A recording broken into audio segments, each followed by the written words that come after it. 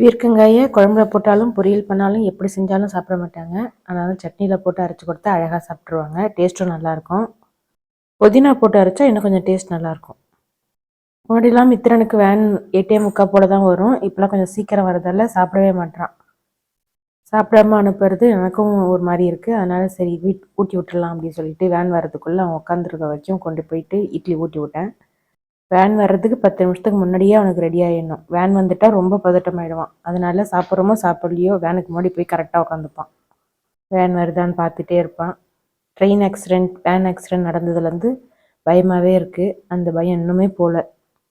நாள் ஃபுல்லாக ஞாபகம் இல்லைனாலும் வேன் ஏற போகிற நேரத்துக்கு கரெக்டாக அந்த இன்சிடெண்ட் ஞாபகம் வந்துடுது. பத்திரமா போய் பத்திரமா வீட்டுக்கு வரணும்னு ஒவ்வொரு நிமிஷமும் பயந்துட்டு தான் அனுப்பிட்டுருக்கேன். கொஞ்சம் நாள் ஆகும் எல்லாம் மாற. நமக்கே இப்படி இருக்கக்குள்ள பெற்றவங்களுக்கு அவங்களுக்கு பிள்ளை இழந்துட்டு நிற்கிறவங்களுக்கு எவ்வளோ மனசு பாதிப்பு இருக்கணும்னு நல்லாவே ஃபீல் பண்ண முடியுது. எல்லா வேலையும் முடிச்சு ரொம்ப டயர்டாக ஃபீல் ஆச்சு. சரி செம்பருத்தி டீ போட்டு குடிக்கலாம் அப்படின்னு சொல்லிட்டு 4 செம்பருத்தி பூவும் ஏலக்காய் சுக்கு பவுட்ரு போட்டு கொதிக்க வச்சு கொஞ்சமாக லெமன் புழிஞ்சு விட்டா அழகாக கலர் சேஞ்ச் ஆகிடும்.